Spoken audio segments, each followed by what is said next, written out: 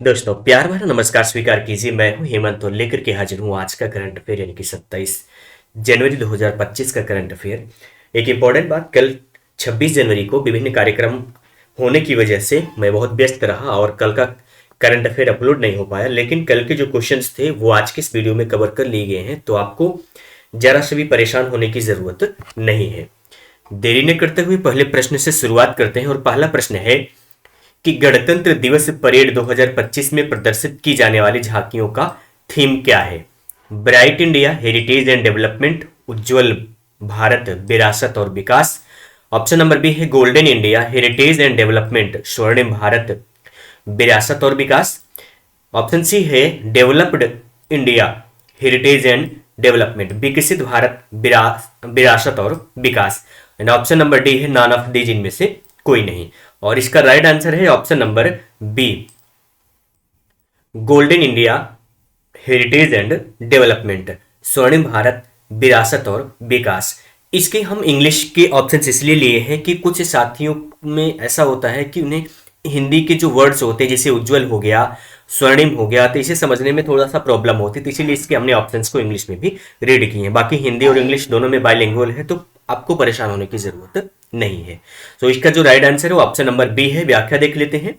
गणतंत्र दिवस परेड 2025 के लिए झांकियों का थीम स्वर्णिम भारत, विरासत और विकास है, जो भारत की समृद्ध विरासत और विकास को प्रदर्शित करता है। अगला प्रश्न है, निर्मला सीतारमण ने बजट की तैयारी को अंतिम रूप देने के लिए हलवा सेरेमनी कहां आयोजित की है? तो इसका राइट आंसर है ऑप्शन नंबर ए, नई दिल्ली में। व्याख्या देखते हैं। वित्त मंत्री निर्मला सीतारमण ने नई दिल्ली में हलवा सेरेमनी आयोजित की। यह परंपरा बजट तैयारियों के समापन का प्रतीक है। देखो दो बातें हैं इसमें, एक कि हलवा सेरेमनी कहाँ आयोजित की गई, तो यह नई दिल्ली में आयोजित की गई। तो यह हलवा सेरेमनी, दूसरा है कि क्यों आयोजित की जाती है। तो जो हलवा सेरेमनी है वो इसलिए आयोजित की जाती है क्योंकि यह बजट की तैयारियों के समापन का प्रतीक होता है। इट मीन्स कि जो बजट की तैयारियां थी वो अब पूरी कर ली गई हैं। अगला प्रश्न है कि किस देश की संघीय न्यायपालिका ने जन्मजात नागरिकता समाप्त करने वाले सरकारी आदेश पर अस्थायी रोक लगाई है? अमेरिका ने, चीन ने, फ्रांस ने या फिर इजराइल ने? चलिए, राइट आंसर है ऑप्शन नंबर ए, अमेरिका ने। व्याख्या देखते हैं। अमेरिका की संघीय न्यायपालिका ने सरकार द्वारा जन्मजात नागरिकता समाप्त करने के आदेश पर अस्थायी रोक लगाई है। अभी हाल ही में इसमें एक आदेश आया था कि जो नागरिक जन्म से रह रहे हैं वो जन्म से अमेरिका के नागरिक नहीं माने जाएंगे। फिलहाल के लिए इस पर अभी रोक लगा दी गई है। अगला प्रश्न है कि संयुक्त राष्ट्र जनसंख्या कोष की रिपोर्ट के अनुसार कब तक भारत में बुजुर्गों की संख्या बच्चों से अधिक हो जाएगी? और बच्चों में जो उम्र सीमा ली गई वो 0 से 14 वर्ष तक। बुजुर्गों की जो उम्र सीमा ली जाती है वो 60+ ली जाती है, ठीक है, 60 साल से ज्यादा के हो जाएंगे। 2030 तक में, 2035 तक, 2046 तक या फिर 2050 तक? The right answer is option number C, 2046 तक। संयुक्त राष्ट्र जनसंख्या कोष के अनुसार वर्ष 2046 तक भारत में बुजुर्गों की संख्या बच्चों की तुलना में अधिक हो जाएगी। अगला प्रश्न है कि छठा अंतरराष्ट्रीय बाजरा महोत्सव 2025 कहां आयोजित किया गया? बेंगलुरु कर्नाटका में, अहमदाबाद गुजरात में, मुंबई महाराष्ट्र में, जयपुर राजस्थान में? Right answer is option number A, Bengaluru Karnataka में। तो छठा अंतरराष्ट्रीय बाजरा महोत्सव 2025 बेंगलुरु कर्नाटका में आयोजित किया गया। प्रतिदर्श पंजीकरण प्रणाली ESRS के अनुसार 2018 से 20 में प्रति 1000 पुरुषों पर लिंगानुपात कितना हुआ? लिंगानुपात का मतलब कि 1000 पुरुषों पर महिलाओं की संख्या क्या है? 1000 पे 892 या 1000 पे 907, 1000 पे 943 या फिर 1000 पे 990? The right answer is option number B, 1000 पे 907। 2018 से 20 के लिए प्रतिदर्श पंजीकरण प्रणाली SRS के अनुसार लिंगानुपात प्रति 1000 पुरुषों पर 907 महिलाओं को दर्ज किया गया है। अगला प्रश्न है कि केंद्रीय वित्त मंत्री निर्मला सीतारमण वित्त वर्ष 2025-26 का बजट कब संसद में पेश करेंगी? अभी इसके पहले का प्रश्न था कि इन्होंने क्या किया है कि तैयारियां पूरी कर ली और हलवा सेरेमनी आयोजित किया था। तो ये जो बजट इन्होंने तैयार किया है ये कब संसद में पेश करेंगी? 31 जनवरी को, 1 फरवरी को, 2 फरवरी को या फिर 3 फरवरी को? Right answer is option number B, 1 फरवरी को। केंद्रीय वित्त मंत्री 1 फरवरी 2025 को संसद में वित्त वर्ष 2025-26 का बजट पेश करेंगे। अगला प्रश्न है कि किस राज्य सरकार ने 50,000 करोड़ रुपए का निवेश आकर्षित करने के लिए नई एरोस्पेस और रक्षा इकाई नीति को मंजूरी दी है? हरियाणा ने, कर्नाटक ने, तमिलनाडु ने या फिर उत्तर प्रदेश ने? Right answer is option number D, Uttar Pradesh ने। ठीक, तो ये किसके लिए है? ये एरोस्पेस और रक्षा इकाई की नई नीति को मंजूरी देने के लिए। इसकी व्याख्या देखते हैं। तो इसकी व्याख्या है कि उत्तर प्रदेश सरकार ने नई एरोस्पेस और रक्षा इकाई तकनीकी को मंजूरी दी है, जिसका उद्देश्य 50,000 करोड़ का निवेश आकर्षित करना है। अगला प्रश्न है कि कौन सा मंत्रालय 27 जनवरी से 2 फरवरी तक नई दिल्ली में लोक संवर्धन पर्व आयोजित करेगा? गृह मंत्रालय, महिला एवं बाल विकास मंत्रालय, अल्पसंख्यक मंत्रालय या फिर रक्षा मंत्रालय? और इसका राइट आंसर है ऑप्शन नंबर सी, अल्पसंख्यक मंत्रालय, मिनिस्ट्री ऑफ माइनॉरिटी अफेयर्स। और इसकी व्याख्या देख लेते हैं। अल्पसंख्यक मंत्रालय 27 जनवरी से 2 फरवरी तक नई दिल्ली में लोक संवर्धन पर्व का आयोजन करेगा। अगला प्रश्न है कि हाल ही में किस देश ने क्रिप्टो करेंसी कार्यवाही समूह बनाने को मंजूरी दी है? ऑप्शंस हैं फ्रांस ने, चीन ने, अमेरिका ने या फिर भारत ने? Right answer is option number C, option number C, America ने। अमेरिका ने क्रिप्टो करेंसी से संबंधित मामलों को संबोधित करने के लिए एक कार्यकारी समूह के गठन को मंजूरी दी है। अगला प्रश्न है नेताजी सुभाष चंद्र बोस की कौन सी जयंती 23 जनवरी को मनाई गई? 121वीं, 125वीं, 128वीं या फिर 131वीं? Option number C is right answer, 128वीं। व्याख्या देखते हैं कि 23 जनवरी 2025 को नेताजी सुभाष चंद्र बोस की 128वीं जयंती मनाई गई। अगला प्रश्न है कि हाल ही में किस राज्य ने 17 धार्मिक स्थलों पर शराब बिक्री पर प्रतिबंध लगाया है? उत्तर प्रदेश ने, मध्य प्रदेश ने, असम ने या फिर उड़ीसा ने? Right answer is option number B, Madhya Pradesh ने। मध्य प्रदेश सरकार ने राज्य के 17 धार्मिक स्थलों पर शराब बिक्री पर प्रतिबंध लगाया है। अगला प्रश्न है कि भारत का सबसे पुराना पुस्तक मेला बोई मेला कहाँ आयोजित किया जा रहा है? ठीक है, तो भारत का सबसे जो पुराना पुस्तक मेला है वो बोई मेला। यहां से भी एक प्रश्न और उसका उत्तर आपको मिला। अब इसका ऑप्शंस देखते हैं। कोलकाता में, बीकानेर में, लखनऊ में या फिर पटना में? And the right answer is option number A, Kolkata में। भारत का सबसे पुराना पुस्तक मेला बोई कोलकाता में आयोजित किया जा रहा है।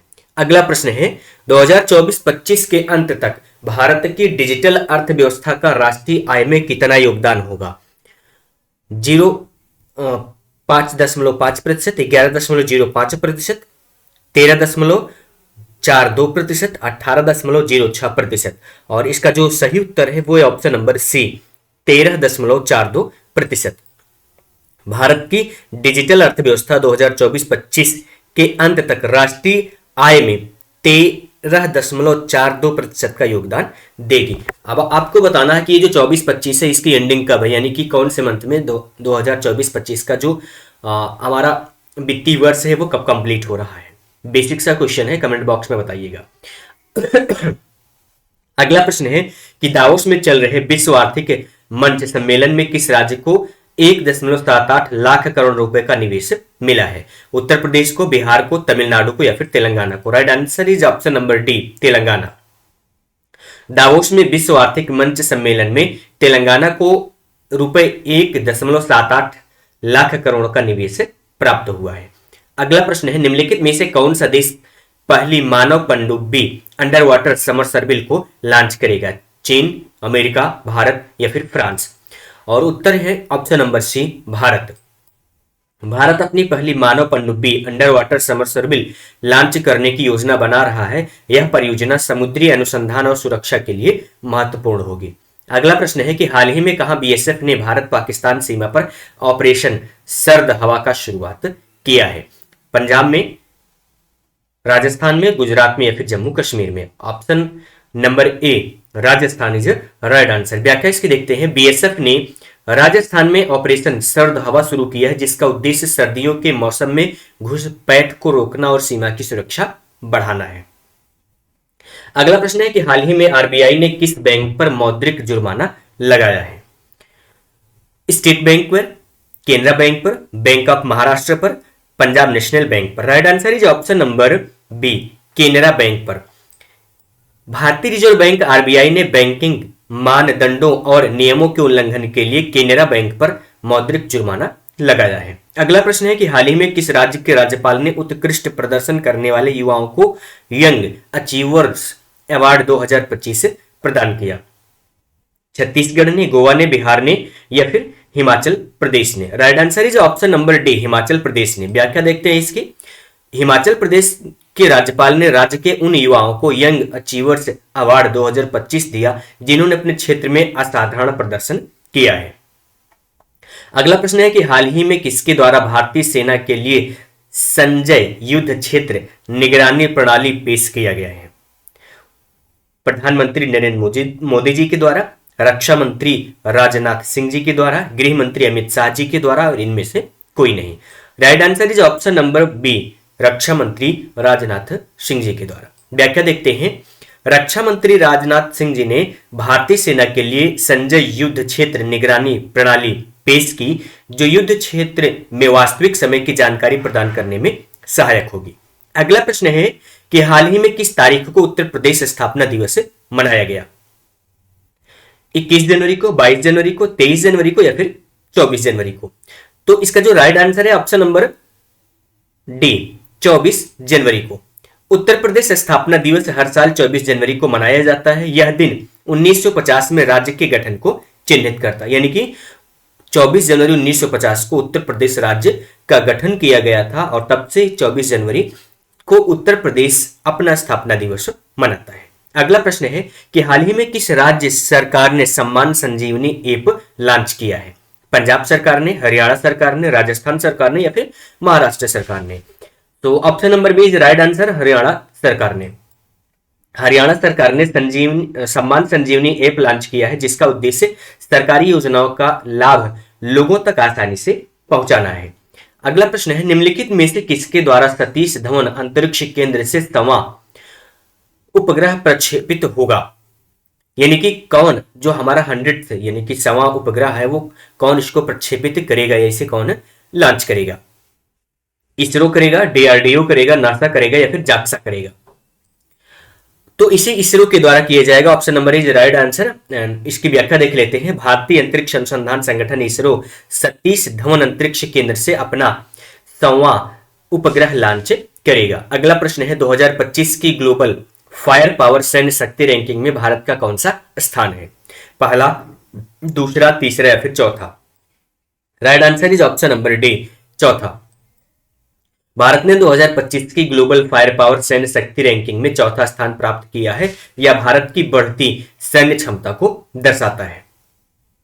अगला प्रश्न है ऊर्जा दक्षता ब्यूरो और ऊर्जा एवं संसाधन संस्थान द्वारा ऊर्जा परिवर्तन के लिए उत्कृष्टता केंद्र कहां स्थापित किया जाएगा? इसमें बहुत ज्यादा टफ हिंदी है, चलो इंग्लिश ले लेते हैं।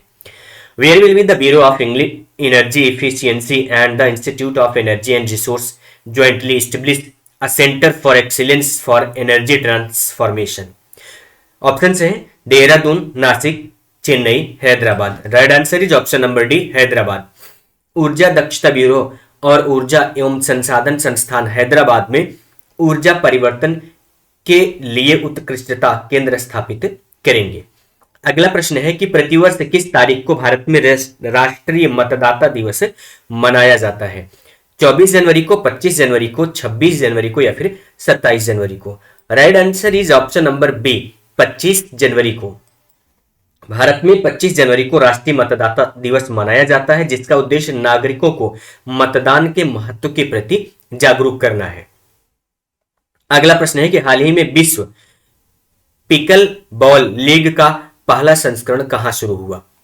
मुंबई में, गुजरात में, असम में, उत्तराखंड में? Right answer is option number A, Mumbai में। विश्व पिकल बॉल लीग का पहला संस्करण मुंबई में आयोजित किया गया, जो इस खेल को बढ़ावा देने का प्रयास है। अगला प्रश्न है कि हाल ही में 76वें गणतंत्र दिवस परेड में डैश की झांकी पहली बार शामिल होगी? भारतीय जल सेना की, भारतीय थल सेना की, भारतीय वायुसेना की, उपर्युक्त सभी? तो उपर्युक्त सभी यानी कि राइट आंसर इज भारतीय जल सेना, थल सेना और वायुसेना की झांकी पहली बार 76वें गणतंत्र दिवस परेड में प्रदर्शित की जाएगी। अगला प्रश्न है निम्नलिखित में से कहां प्रथम ओलंपिक अनुसंधान सम्मेलन की मेजबानी की जाएगी? मध्य प्रदेश में, महाराष्ट्र में, गुजरात में या फिर नई दिल्ली में? Right answer is option number C, Gujarat में। गुजरात प्रथम ओलंपिक अनुसंधान सम्मेलन की मेजबानी करेगा, जो खेल विज्ञान और अनुसंधान को बढ़ावा देने का एक महत्वपूर्ण कदम है।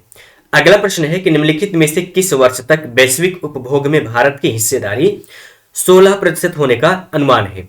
By which of the following years India share in global consumption is estimated to be 16%? 2030 तक, 2035 तक, 2045 तक या फिर 2050 तक? Right answer is option number D, 2050 तक। वर्ष 2050 तक भारत की वैश्विक उपभोग में हिस्सेदारी 16% होने की संभावना है, जो इसके आर्थिक विकास का संकेत है। अगला प्रश्न है कि मनुष्य में सबसे पहले अग्नि का प्रयोग करना कब शुरू किया है? हिस्ट्री के क्वेश्चन है जो कि स्टैटिक जीके में आते हैं। प्राचीन पाषाण युग में, एशियंट स्टोन एज में, मध्य पाषाण युग में, मिडिल स्टोन एज में, नव पाषाण युग यानी कि न्यूलिथिक एज में, या फिर ताम्र पाषाण युग कापर स्टोन एज में? Right answer is option number A, प्राचीन पाषाण युग में। मनुष्य ने सबसे पहले प्राचीन पाषाण युग में अग्नि का प्रयोग करना शुरू किया, जो उसके जीवन के विकास में एक महत्वपूर्ण कदम था। अगला प्रश्न है, निम्नलिखित में से प्राचीनतम राजवंश कौन सा है? गुप्त वंश, कुषाण, मौर्य या फिर चालुक्य? अब देखो पूरा ओवरऑल में नहीं, ये जो ऑप्शन है इन ऑप्शंस में से बताना है कि इनमें से सबसे प्राचीनतम राजवंश कौन सा है? Maurya, option number C, Maurya राजवंश इन सभी में सबसे प्राचीनतम है। मौर्य राजवंश भारत का प्राचीनतम और सबसे शक्तिशाली राजवंश था, जिसकी स्थापना चंद्रगुप्त मौर्य ने की थी। अगला प्रश्न है, सम्राट अशोक के अधिकांश अभिलेख किस लिपि में है? ब्राह्मी लिपि में, हिंदी देवनागरी लिपि में, गुरुमुखी लिपि में या फिर मलयालम लिपि में? Option number A is right answer, यानी कि ब्राह्मी लिपि में। सम्राट अशोक के अधिकांश अभिलेख ब्राह्मी लिपि में लिखे गए थे, जो उस समय की मुख्य लिपि थी। अगला प्रश्न है कि सातवाहन वंश का संस्थापक कौन था? Satakarni, Pulumavi, Simuk, Gautamiputra Satakarni? Right answer is option number C, Simuk. Satavahana वंश की स्थापना सिमुक ने की थी, जो दक्षिण भारत में एक प्रमुख शक्ति थी। अगला और आज का आखिरी प्रश्न है, सिकंदर ने भारत पर कब आक्रमण किया?